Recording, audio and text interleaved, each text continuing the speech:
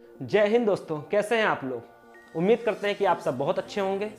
आपका स्वागत है आपके अपने चैनल द ब्राइट फ्यूचर उज्जवल भविष्य में। हमारे साथ जुड़े रहने के लिए हमारे चैनल को सब्सक्राइब करें, लाइक करें, शेयर करें और बेल आइकन को प्रेस करना ना भूलें ताकि आपको रेगुलर अपडेट्स मिलता रहे। तो जैसा मैंने पहले बताया था, आपको सिलेबस समझा चुका हूँ मैं यूपीपी का।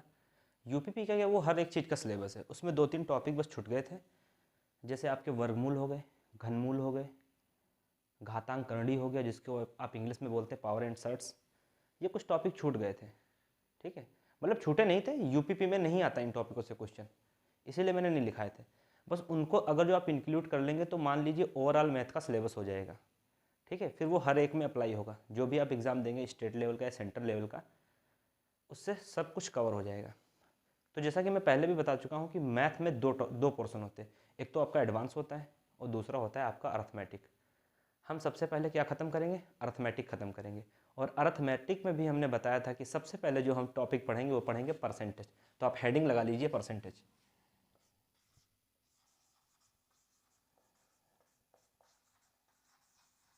इसको इंग्लिश में, हिंदी में बोलते हैं प्रतिशतता, प्रतिशतता, ठीक है भाई। और अगर जो परसेंटेज के साइन की बात करें तो परसेंटेज का साइन इस तरीके से कुछ लगाया जाता है, सबको पता होगा। और इसका मतलब होता है 1/100, 1/100, ठीक है। या अगर जो आप 1% की वैल्यू निकालने की कोशिश करेंगे, बोलेंगे कि 1% की वैल्यू क्या होती है, तो आप लिखेंगे उसको 1/100। दोनों ही अपने आप में यूनिक बातें हैं, क्योंकि भाई एक को इधर ले जाएंगे मल्टीप्लाई होगा, भाई ये मल्टीप्लाई है, नीचे आएगा इधर चला आएगा।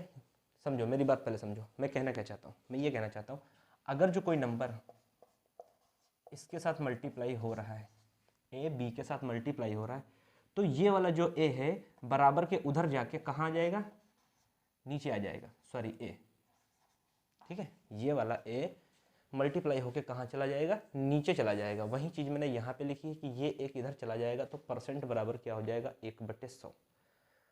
दूसरी दूसरी लैंग्वेज में समझिए कि परसेंट की डेफिनेशन क्या होती है, परसेंटेज की परिभाषा क्या होती है। अगर जो आप परसेंटेज पढ़ना चालू कर रहे हैं, परसेंटेज पढ़ना स्टार्ट कर रहे हैं, तो आपको एटलीस्ट इतना पता होना चाहिए कि परसेंटेज की बेसिक डेफिनेशन क्या होती है। हालांकि ये किसी एग्जाम में नहीं पूछा जाएगा आपसे कि परसेंटेज की डेफिनेशन क्या होती है, लेकिन आपको अपनी नॉलेज के लिए पता होना चाहिए। परसेंटेज का मतलब होता है किसी चीज़ का 100 पे मान ही क्या कहलाता है, परसेंटेज। मतलब किसी भी न्यूमेरिकल वैल्यू की जब आप 100 के साथ कंपेयर करते हैं तो उसको हम क्या कहते हैं, परसेंटेज। जैसे कि मैं छोटी सी बात से समझाता हूँ, एकदम डेली यूजेस एग्जाम्पल पे समझाता हूँ। जैसे मैंने कहा कि आपके पास 100 रुपये हैं, मैंने कहा आपके पास 100 रुपये हैं, आप 30% रुपये मुझे दे दीजिए। मैंने क्या कहा, 100 रुपये। 100 रुपये आपके पास क्या न्यूमेरिकल वैल्यू है, और जो मैं आपसे पैसे मांग रहा हूँ किस में मांग रहा हूँ, परसेंट में मांग रहा हूँ। मैं आपसे कह रहा हूँ कि भाई आप हमको 30% रुपये दे दीजिए, तो आप क्या कहेंगे, 100 का 30%, इस तरीके से लिखेंगे। 100 का 30% निकालना है तो 100 लिखेंगे, मल्टीप्लाई 30 अपनी जगह पे रहेगा। हमने बताया परसेंट हटेगा तो क्या आएगा, 100 का निशान आएगा। 100 से 100 कैंसिल आउट हो जाएगा, मतलब आपको रुपए कितने देने हैं, 30। तो यही हो गया परसेंटेज। या दूसरे सब शब्दों में समझते हैं, मैंने कहा कि आप 50 मैचेस क्या किया आपने खेले, क्रिकेट में सब लोग खेलते हैं। मान लीजिए आप 50 मैच अब तक आपकी टीम ने खेला, और आप उसमें से जीते कितने, आपकी टीम ने कितनी मैचें जीता, तो हम कह रहे हैं कि 30 मैचें क्या किया आपने, जीता, जीता या जीते, ठीक है। तो यही बात अगर जो परसेंट में बतानी हो, ठीक है, तो आप जो मैचेस जीत रहे हैं वो 30, कंपेयर किससे कर रहे हैं, 50 से तुलना कर रहे हैं। परसेंट में बताने के लिए 100 से गुणा करेंगे, 0 से 0 कट जाएगा, 5 से कटेगा ये 20 बार, तो आंसर कितना आ जाएगा, 60% मैचेस क्या किए अब तक आपने जीत लिए। तो दो बातें मैं पहले आपको बताना चाहूँगा इंपॉर्टेंट। अगर जो आपको यहाँ पे लिख रहा हूँ, आप नोट करिएगा, अगर आपको मान परसेंट में चाहिए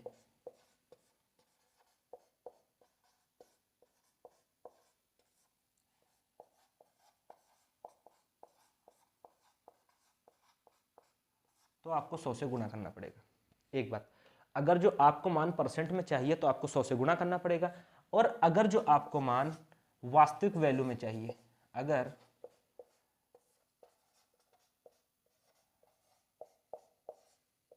आपको मान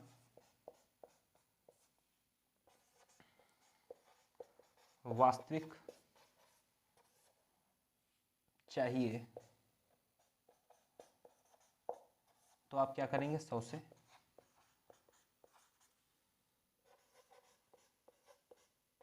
भाग करेंगे। दो बातें समझ में आई। अगर आपको मान परसेंट में चाहिए तो आपको 100 से गुणा करना पड़ेगा, जैसे कि यहाँ पे हमने क्या कहा था, हमको आंसर किस में चाहिए था, परसेंट में, तो हमने क्या किया, 100 से गुणा किया। अगर जो आपको मान क्या चाहिए, रियल वैल्यू में चाहिए, वास्तविक मान में चाहिए, तो आपको क्या करना पड़ेगा, 100 से भाग। ये दो बातें आपको समझ में आ जानी चाहिए। अब हम बात करेंगे परसेंट के बारे में। आगे बढ़ने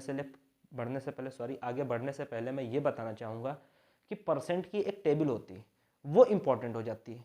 कैसे, मैं बताता हूँ। देखिए, हर संख्या अपने आप का 100% होती है, ये बात मानते हैं आप? तो मैं यहाँ पे परसेंटेज की टेबल की बात करूंगा तो एक बराबर कितना हो जाएगा, 100%। एक बराबर कितना हो गया, 100%। 1/2 कितना हो गया, परसेंट में वैल्यू चाहिए, परसेंट में वैल्यू चाहिए, मैंने बोला वैल्यू चाहिए आपको परसेंट में, यहां पे भी वैल्यू परसेंट में चाहिए थी, तो हम क्या कर देंगे, 100 से गुणा कर देंगे, बात वहीं आएगी, 100% आएगी। 1/2 की वैल्यू हमें चाहिए परसेंट में, तो हम क्या करेंगे, 100 से गुणा करेंगे, कितना आ जाएगा, 50%। वही बात मैं यहाँ पे फॉलो कर रहा हूँ, वही बात मैं यहाँ पे फॉलो कर रहा हूँ जो मैं आपको पहले बता चुका हूँ। अगर आपको मान परसेंट में चाहिए तो आपको 100 से गुणा करना पड़ेगा। फिर 1/3 की वैल्यू अगर जो चाहिए आपको, फिर भी आप 100 से मल्टीप्लाई करेंगे तो कितना हो जाएगा, 33 सही 1/3%। ठीक है, कैसे, बहुत आसान होता है।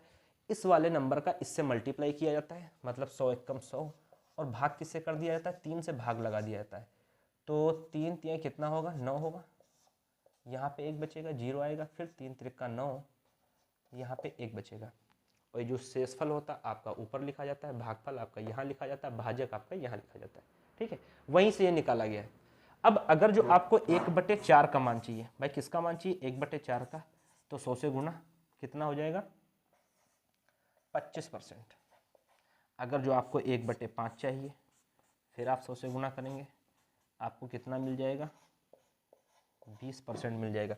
अगर जो आपको 1/6 चाहिए, फिर आप 100 से गुना करेंगे, कितना मिल जाएगा, 16 सही 2/3%।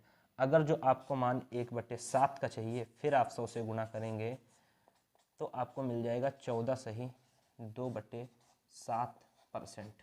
अच्छा, आपको लग रहा होगा कि ये सब मुझे कैसे पता है, भाई प्रैक्टिस होती है, कि अगर जो आप लगातार प्रैक्टिस करेंगे इन्हीं चीज़ों पे, ठीक है, तो आपको भी क्या एक टाइम ऐसा आएगा कि ये भी आपको मान याद हो जाएंगे या रट जाएंगे, ऐसा समझ लीजिए। ठीक है, कोई ये नहीं होता कि मैंने इनको बैठ के टेबल को मैंने रट्टा मारा है, रट्टा नहीं मारा मैंने, ठीक है, मैंने लगातार प्रैक्टिस किया, लगातार पढ़ाया, तो ऐसा हुआ कि ये चीज़ें हमको आसानी से याद हो जाती। आप भी लगातार क्वेश्चन करेंगे, 40-50 क्वेश्चन को जो कर लेंगे तो ये चीज़ें क्या हो जाएंगी, आपको याद हो जाएंगी। मैं मार्कर चेंज कर लेता हूँ, एक सेकेंड।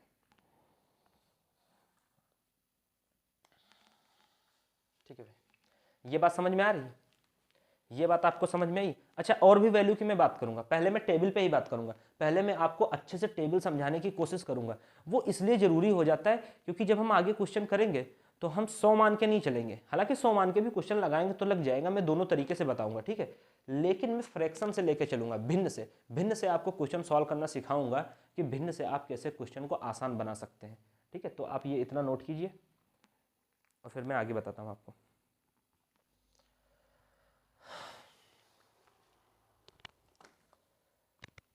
ठीक है, अब हम टेबल को आगे बढ़ाते हैं।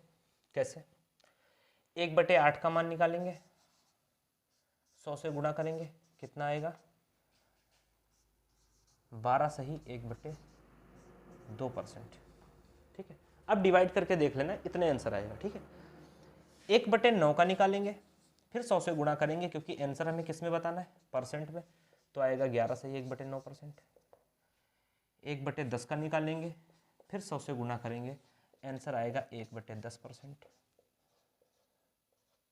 ठीक है, फिर 1/11 आ गया, आगे बढ़ते हुए 100 से गुणा, आंसर आ जाएगा 9 सही 1/11%।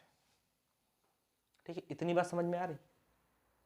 भाई इतनी बात समझ में आ रही, और भी इससे ज़्यादा आगे चलती चली जाएंगी, वैल्यू कभी नहीं खत्म होंगी, ठीक है। अब जितने की निकालना चाहेंगे उतने की आप निकाल सकते हैं।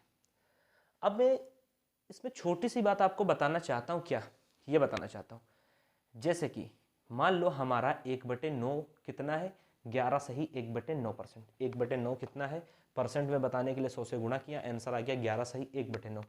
अगर जो मैं आपसे जानना चाहता हूँ कि 2/9 बताइए, हमें 2/9 बताइए कितना होगा, तो हम जानते हैं कि 1/9 कितना होता है, 11 सही 1/9%। इसको परसेंट में बताने के लिए 100 से गुणा करेंगे, भाई इसको परसेंट में बताने के लिए 100 से गुणा करेंगे। अब देखिए एक की जगह पे कितना आ गया 2, मतलब कि 2 का मल्टीप्लाई हुआ, जब 2 का गुणा यहाँ पे हुआ तो 2 का गुणा यहाँ पे भी तो होगा, तो 11 दूनी कितना हो जाएगा 22, यहाँ पे हुआ 2 का गुणा यहाँ पे होगा, तो 2 एकम 2/9%। ये मैं आपको सिखाना चाहता हूँ शॉर्टकट तरीका। फिर आगे बढ़ते, जैसे कि 1/3 का मतलब क्या होता है, 33 सही 1/3%। अगर जो हम निकालना चाहे 2/3 का मान, किसका निकालना चाहे 2/3 का मान, 100 से गुणा करेंगे, ठीक है।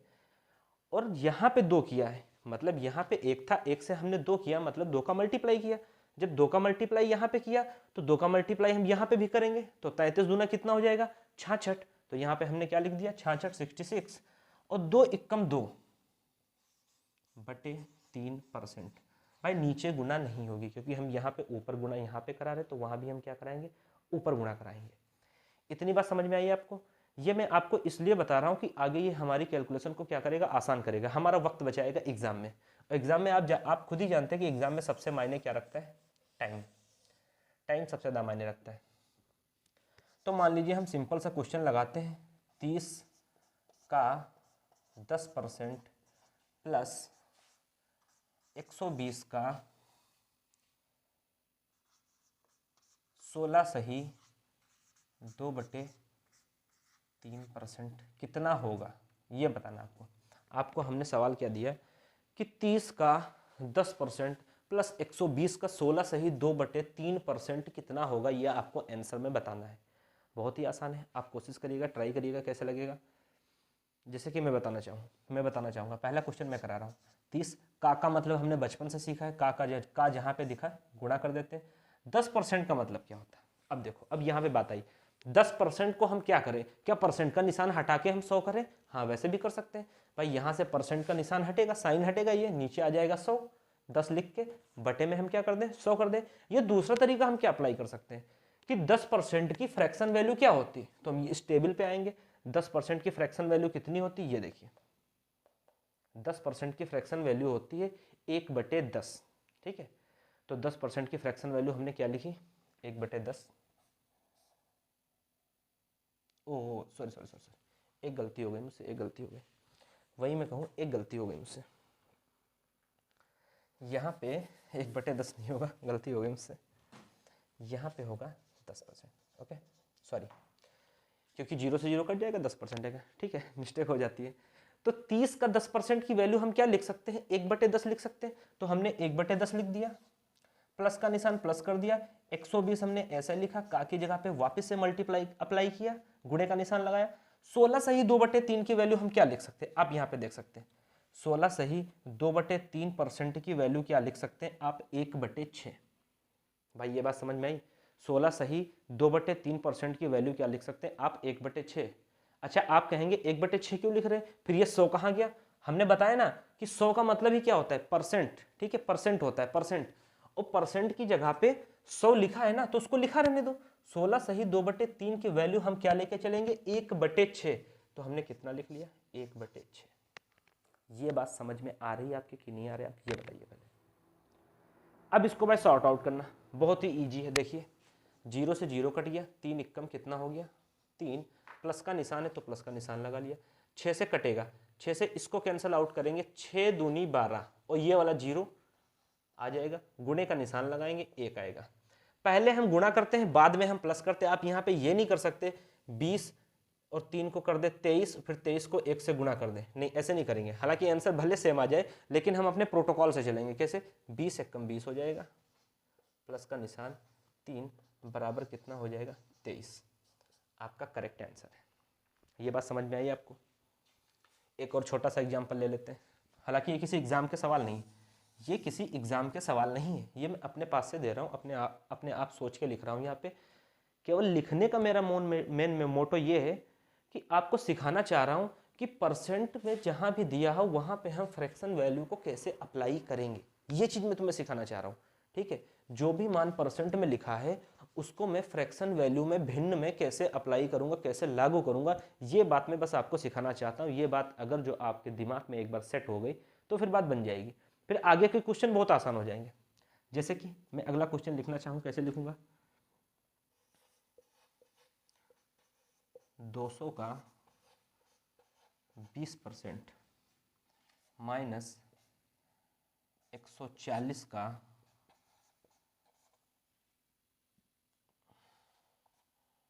140 का मैं लिख लेता हूँ यहाँ पे, एक अच्छी सी वैल्यू लिख सकता हूँ, लिख लेता हूँ, क्या लिख लेता हूँ मैं, 14 सही 2/7%। ठीक है, ये मैंने लिख लिया। अब आप कोशिश करिए, देखिए थोड़ी देर आप लगा पाएंगे। तो वही करेंगे जो हम अभी तक करते हैं, 200 लिखेंगे, का की जगह पे गुणे का निशान लगाएंगे, मल्टीप्लाई का। 20% की जगह पे मैं क्या लिख सकता हूँ, 20% यहाँ कहीं पे आपको दिख रहा है, ये दिख रहा है 20%। 20% को मैं लिख सकता हूँ 1/5, तो 1/5 यहाँ पे अप्लाई कर दिया, माइनस का निशान सेम रहेगा, 140 की जगह पे 140 आएगा, का की जगह पे हम गुणा का निशान लगा लेंगे। 14 सही 2/7% का मान कितना है, 1/7, तो 1/7 हम यहाँ पे लिख लेंगे। इतनी बात समझ में आई। अभी तक मैंने सेकेंड स्टेप में क्या किया, फर्स्ट स्टेप में हमको सवाल मिला, सवाल को हमने देखा और हमने देखा कि परसेंट की वैल्यू की जगह पे हम फ्रैक्शन क्या रख सकते हैं, भिन्न क्या रख सकते हैं। 20% की जगह पे हमने क्या कर दिया, 1/5 रख दिया, जैसा कि हमें टेबल में दिख रहा था। 14 सही 2/7% की जगह पे क्या रख दिया, 1/7 रख दिया।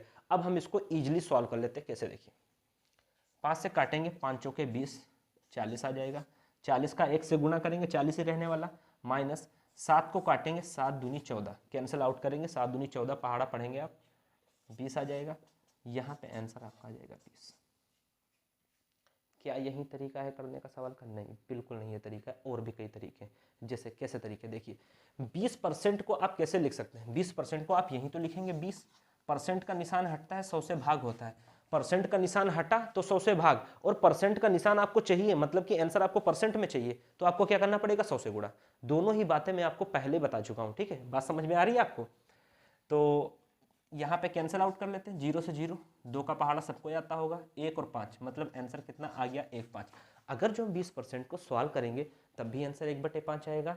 अगर जो मैं 20% की डायरेक्ट वैल्यू टेबल से रख देता हूँ तब भी आंसर कितना आएगा, 1/5 ही आएगा।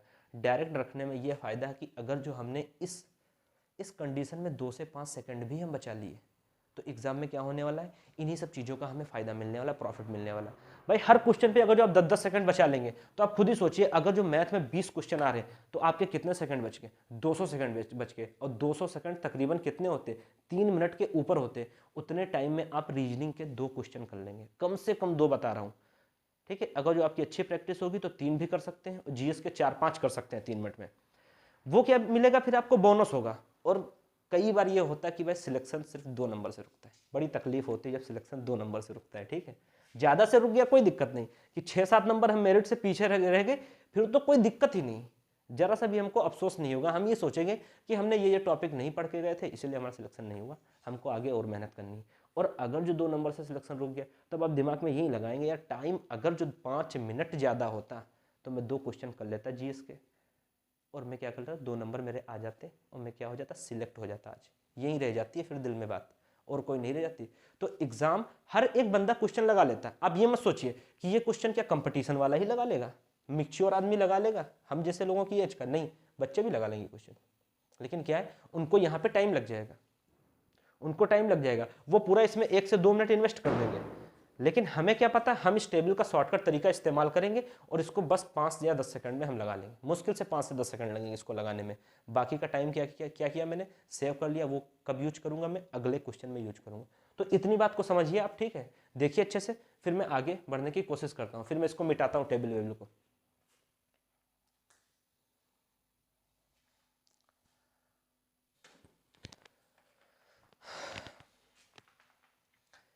चलिए ठीक है, हम लोग आगे बढ़ते हैं और ज़्यादा देर नहीं करते, सीधे मैं आपको किताब के क्वेश्चन पे ले चलता हूँ, जो बुक में क्वेश्चन होते हैं उन क्वेश्चनों पे ले चलता हूँ।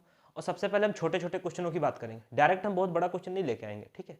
डायरेक्ट हम ज़्यादा बड़ा क्वेश्चन नहीं करेंगे, ज़्यादा कॉम्प्लिकेटेड क्वेश्चन नहीं करेंगे। हम पहले सिंपल सिंपल क्वेश्चन करेंगे, जिसमें कुछ बढ़ रहा होगा मान, कुछ घट रहा होगा, उसको समझने की कोशिश करेंगे कि उसको हम कैसे कर सकते हैं, ठीक है। चलिए करते हैं। पहला क्वेश्चन देखिए आप,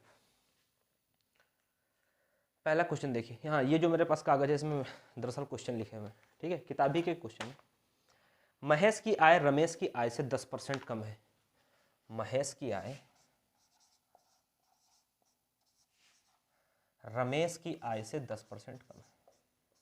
तो रमेश की अगर जो मैं 100 मान लूँ, रमेश की अगर जो मैं 100 मान लूँ, तो इसकी 10% कम होगी तो कितनी होगी? 90 होगी। ये बात समझ में रहे। और 0 से 0 अगर जो मैं कैंसिल आउट कर दूं तो फाइनल आंसर मेरा कितना आएगा? 9 से 10 आएगा। ये हमारा क्या हो गया? रेशियो हो गया, जिसको आप बोलते हैं भिन्न भी बोल सकते हैं, ठीक है। अब आगे पढ़िए, क्वेश्चन क्या कह रहा है। बताइए कि रमेश की आय महेश से कितने % अधिक है। महेश से, किससे अधिक है? महेश से। तुलना किससे की जा रही? आप ये इन क्वेश्चनों में एक बात समझ के चलिए कि तुलना किससे की जा रही। जिससे आप कंपेयर करेंगे उसको कहाँ रखेंगे? अपॉन में रखेंगे, बाई में, बटे में रखेंगे या नीचे रखेंगे, ऐसे समझ लीजिए देसी भाषा में। जिससे तुलना की जा रही, यहां तुलना किसी की जा रही? महेश से। तो हमने महेश से तुलना करने के लिए महेश की वैल्यू का क्या किया? नीचे कर दिया। फिर क्या कह रहा है? महेश से कितने % अधिक है। तो यहां से देखो कितना अधिक दिख रहा है भाई, ये इससे कितना अधिक दिख रहा है? 1 दिख रहा है, तो हमने 1 लिख दिया। अब कह रहा है परसेंट में बताने के लिए, हमने पहले बताया अगर जो आपको आंसर % में चाहिए तो आप क्या करेंगे? 100 से गुना। अब देखो ये बात वहीं पे आ गई। जिस बंदे को ये पता होगा कि 1/9 की वैल्यू होती है 11 सही 1/9%, वो तो सिर्फ जस्ट 1 सेकंड भी नहीं लगेगा, वो आंसर क्लिक करके चला जाएगा। वरना आपको क्या करना पड़ेगा? 100 को 9 से भाग देना पड़ेगा, तब आंसर निकालना पड़ेगा। ये बात समझ में आ गई? इतनी बात समझ में आई? क्या यही तरीका है क्वेश्चन को करने का? नहीं, और भी कई ढेर सारे तरीके हैं, लेकिन ये तरीका यकीन मानिए सबसे बेस्ट तरीका है, सबसे आसान तरीका है। तो आप इसी तरीके को अप्लाई कीजिएगा, ठीक है। और भी जो तरीके होंगे मैं आने वाले क्वेश्चन पे उन तरीकों पे भी बात करूंगा, ठीक है, लेकिन ये तरीका सबसे बेस्ट है, तो आप इसी को मान के चलिए। हाँ, और ये बताइए। अच्छा हाँ, और भी कई तरीके से कर सकते हैं। कैसे? देखिए, कह रहा है कि कितनी % कम है? 10% कम है। तो 10% के दरअसल फ्रैक्शन वैल्यू कितनी होती है? हमने अभी बताया था 10% की होती 1/10। और कह रहा है कम है तो यहाँ पे आप माइनस का निशान लगा लीजिए। अगर जो कह रहा है कम है तो माइनस का निशान, अगर जो कह रहा है ज्यादा है तो हम क्या करेंगे? प्लस का निशान लगा लेंगे। अगर जो आप 10 का 10% निकालेंगे तो आपके हाथ में कितना आएगा? 1। मैं एक क्वेश्चन पे करके दिखाता हूँ। 10 का 10% कितना होता है? 10 गुणे 10/100, दोनों कट जाएंगे तो आंसर कितना आएगा? 1 एकम 1। मतलब अगर जो ये 10 होगा तो ये कितना होगा? 9 होगा। वही बात लिखी है, पहले मैंने 100 लेके बताया आपको, अब मैं किससे बता रहा हूँ? फ्रैक्शन से बता रहा हूँ कि आप भिन्न से कैसे करेंगे। कह रहा है कि महेश की आय रमेश की आय से 10% कम है। तो हमने 10% का क्या लिखा? 1/10। 10 पे कितनी कम है? 1 कम है। 10 पे 1 कम करके कितना लिख दिया? 9 लिख दिया। और बाकी का प्रोसेस तो मैं आपको बता ही चुका हूँ, ठीक है। बात समझ में आ रही? 100 लेके भी लगा सकते हैं, चाहे तो आप इस तरीके से भी लगा सकते हैं। ये तरीका मैं आने वाले क्वेश्चनों में ये तरीका अप्लाई करूंगा। तो ये आप धीरे धीरे क्या करिए? ये तरीका सीखने की कोशिश कीजिए। अगला क्वेश्चन देखिए। रहीम की ऊंचाई करीम की ऊंचाई से 50% कम थी। अब देखो, मैं 50% की फ्रैक्शन वैल्यू क्या लिखूंगा? 1/2। सबसे शुरुआती में हमने बताया था, और यहां बता रहा है रहीम की ऊंचाई करीम की ऊंचाई से। रहीम को हमने R मान लिया, करीम को हमने K मान लिया। बात समझ में आ गई? अब फिर से क्वेश्चन पढ़ लीजिए। रहीम की ऊंचाई करीम की ऊंचाई से 50% कम थी। किससे कम थी? 50% करीम की ऊंचाई से। तो करीम की ऊंचाई कम के लिए हमने माइनस लगाया, करीम की ऊंचाई को हमने 2 माना। 2 पे 50%, 2 का 50% कितना होगा? 1। मतलब 2 का 50% 1। 1 कम करके लिख देंगे, किसकी लिख देंगे? रहीम की। तो ये बात पहली लाइन को एकदम हूबहू रिप्रेजेंट कर रही है जो हमारे क्वेश्चन में लिखा हुआ। क्या क्वेश्चन में लिखा हुआ है? रहीम की ऊंचाई करीम की ऊंचाई से 50% कम थी, हमने ऐसे कर दिया। या दूसरा तरीका ये हो सकता है कि आप यहाँ पे 100 लिखेंगे और 50 कम करके इसको लिख देंगे। बात एक ही लिखी है, 50 एकम 50, 50 दूनी 100, रेशियो बना लेंगे, एक ही बात है। आगे क्या कह रहा है? ज्ञात कीजिए कि करीम रहीम से कितने % अधिक ऊंचा है। किससे? रहीम से। कंपेयर यहां किससे हो रही है? रहीम से। तो रहीम की वैल्यू कहां आएगी? नीचे। अच्छा, ये हम कैसे पता करेंगे कि तुलना हमारी किससे हो रही? ठीक है। जैसे कि मैं पढ़ा रहा हूँ तो मुझे तो पता ही कि तुलना किससे होगी, ठीक है, मैं इससे पहले भी पढ़ाता हूँ, ऑफलाइन क्लासेस लेता हूँ, लेकिन आपको कैसे पता चलेगा? तो आप ये हमेशा ध्यान रखिए, जिस भी सेंटेंस के आखिरी में ये लगा होगा, आखिरी सेंटेंस होगा और ये लगा होगा से, का, की, के, तो वह वो वैल्यू कहाँ आएगी? नीचे आएगी। तो यहां क्या कह रहा है? रहीम से, तो रहीम की वैल्यू क्या करेगी भाई? नीचे आ जाएगी। ओके, अच्छा, रहीम से कितने परसेंट अधिक ऊंचा है? तो देखो यहां पे कितना ऊंचा है? 1 ऊंचा है, तो हमने क्या लिख दिया? 1। और परसेंट में आंसर बताने के लिए 100 से गुणा, तो आंसर आपका कितना आ जाएगा? 100%। बात समझ में आ रही? 1 से 1 को काट लेंगे, कोई फर्क नहीं पड़ने वाला। इतनी बात अच्छा आपको समझ में आई कि नहीं आई? ये भाई सेम टू सेम एग्जाम के क्वेश्चन है, सेम टू सेम एग्जाम के क्वेश्चन है। अगले क्वेश्चन पे हम मूव करते हैं, अगला क्वेश्चन देखते हैं। देखिए अगला क्वेश्चन क्या है? राम की आय श्याम की आय से 20% अधिक है। राम को मैं आर मान लेता हूं, श्याम को ये मान लेता हूं। क्वेश्चन फिर से पढ़ता हूं। राम की आय श्याम की आय से 20% अधिक है। अच्छा, मैं 20% को क्या लिख सकता हूं? आप सोचिए, 20% को मैं क्या लिख सकता हूं? 1/5 लिख सकता हूं। देखिए 20, ठीक है, दिख रहा है ना आपको? 20/100, तो 20 एकम 20, 20 पंचे 100, मतलब 1/5 ही तो आने वाला आंसर। और यहां पे कह रहा है अधिक है, तो हम यहां पे प्लस का निशान ले लेंगे। अभी तक जो मैंने क्वेश्चन कराया आपको, वहां पे कह रहा था कम था, तो मैंने माइनस का निशान लिया, दिख रहा होगा आपको। अब यहां पे कह रहा है अधिक है, तो मैंने क्या कर लिया? प्लस का निशान ले लिया। अब क्वेश्चन को फिर से एक बार पढ़ेंगे। हाँ, राम की आय श्याम की आय से 20% अधिक है, श्याम की आय से, तो नीचे वाली बेस वैल्यू होती है, मूल वैल्यू होती है, तो हम 5 इसको मानेंगे और इसको 20% ज्यादा कर देंगे, तो कितना हो जाएगा भाई? 6 हो जाएगा। ये बात समझ में आई कि नहीं आई? बताइए। अगर जो मैं फ्रैक्शन से लगवाने की कोशिश करूं क्वेश्चन को, तो ये बात समझ में आई कि नहीं आई? और अगर जो आपको ये बात नहीं समझ में आ रही है, ठीक है, तो आप थोड़ी देर के लिए इसको 100 मान लीजिए, आप इसको 20% अधिक करके 20 मान लीजिए, क्योंकि 100 पे 100 का 20% कितना होगा? 20। भाई 100 का 20% कितना होगा? 20, क्योंकि परसेंटेज की डेफिनेशन हमने क्या बता रखी है? किसी भी चीज का 100 पे मान ही क्या कहलाता है? परसेंटेज कहलाता है। तो 100 पे मान निकाल ले, तो 100 का 20% कितना होगा? 20। 20% अधिक है, तो ये 100 होगा, तो ये 120 होगा। 20 से काटेंगे, 20 पंजे 100, 20 छक्का 120, रेशियो बन जाएगा 5 और 6 का। अगला देखिए क्या कह रहा है, आगे बढ़ते हैं। फिर कह रहा है कि ज्ञात कीजिए श्याम की आय राम की आय से, तुलना किससे हो रही? राम से। तो राम की वैल्यू भाई कहाँ आएगी? ये 6 नीचे आएगी। कितनी ज्यादा है या कितनी कम है? जो भी हो, कह रहा कम है, कितने परसेंट कम है? अच्छा, यहां पे नंबर में कितना कम है? 1, और परसेंट में यही बात बतानी हो तो हम क्या कर देंगे? 100 से गुणा। अगर जो आपको 1/6 का मान पता है, तो फिर से आप 4 से 5 सेकंड बचा लेंगे, आप यकीन मानिए। 16 सही 2/3% आंसर आ जाएगा। वरना तरीका क्या है कि 100 का आप 1 से गुणा कीजिए, 100 एकम 100 हो जाएगा, फिर उसको आप 6 से भाग लगाएंगे, फिर भी आंसर कितना आएगा? 16 सही 2/3% आएगा।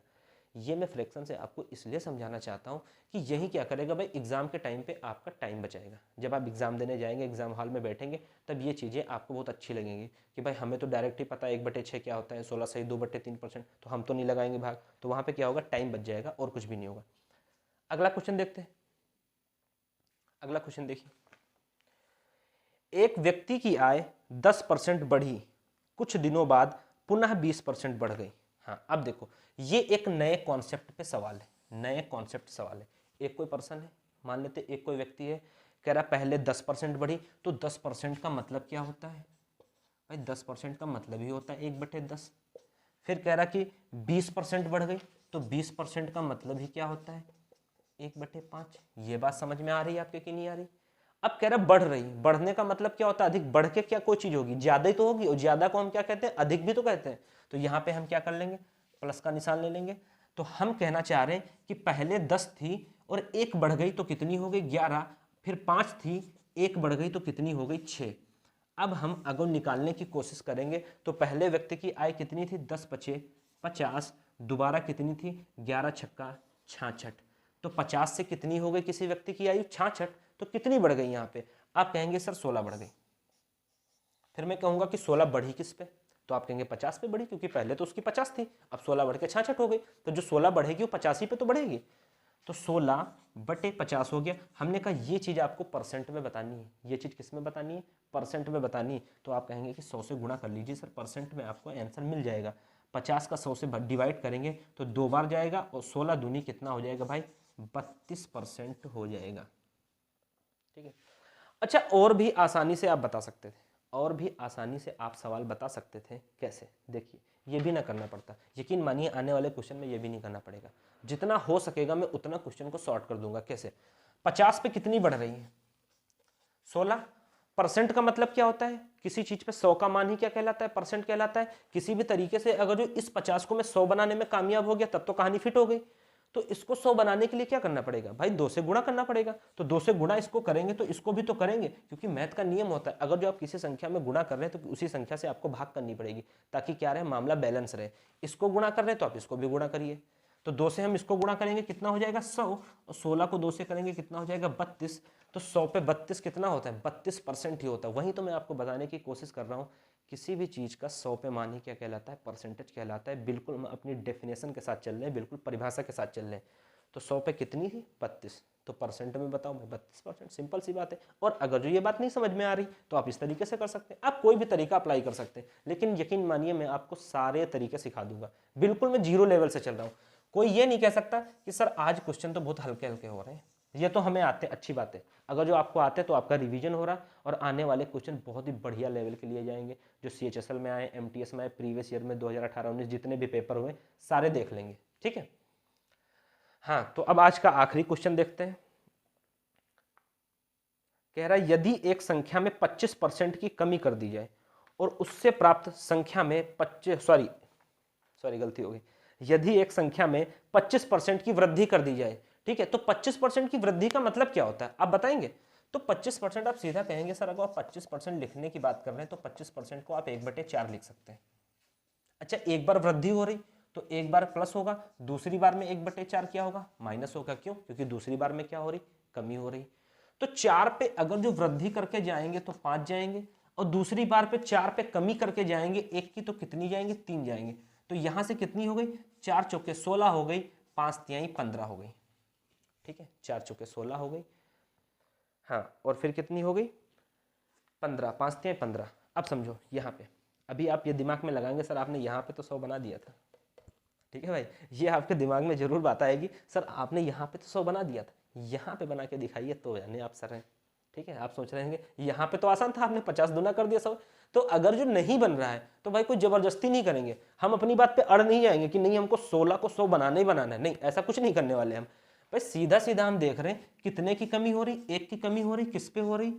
16 पे हो रही। परसेंट में बताने के लिए गुणे 100 कितना हो जाएगा? अगर जो 1/16 की आपको फ्रैक्शन भी नहीं आती तो कोई जबरदस्ती नहीं, आप क्या कर ले, सीधा सीधा भाग लगाने। आप भाग भी लगा सकते हैं, आप 4 से करिए, 4 चौके 16 हो जाएगा। ये कितना हो जाएगा? 25 हो जाएगा। आंसर कितना आ जाएगा?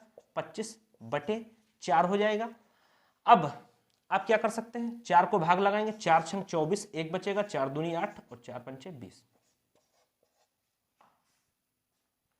आप कहेंगे सर ऐसा नहीं लग रहा आपको ये क्वेश्चन थोड़ा लंबा हो गया, पॉइंट में जा रहा है आंसर, कोई क्या शॉर्ट तरीका है? बिल्कुल है शॉर्ट तरीका। सारे क्वेश्चन का शॉर्ट तरीका होता है, लेकिन मैं ये कहना चाह रहा हूं कि मैं एकदम से सारे आपको शॉर्ट तरीके नहीं सिखा सकता। ठीक है, वरना आप छोड़ के भाग जाएंगे, बोलेंगे इसी को आता है, सब यही पढ़ाया जा रहा है। हम क्या करेंगे, अगर जो एक क्वेश्चन में सेम नंबर से वृद्धि हो रही, सेम परसेंट से वृद्धि हो रही और सेम परसेंट से कमी हो रही, तो उसका हम डायरेक्ट आंसर निकाल सकते हैं। कैसे? देखिए, माइनस का निशान लगाएंगे, x²/100, माइनस का निशान x²/100। x की जगह पे हम क्या रखेंगे? 25 को, और ये परसेंटेज में चलेगा तो 25 का स्क्वायर बटे 100 कर लेंगे। 25 का स्क्वायर करेंगे भाई 625 आ जाएगा, बटे 100 कर लेंगे। अब यहाँ पे आप भाग लगाने की कोशिश मत कीजिएगा, गलत हो जाएगा भाई।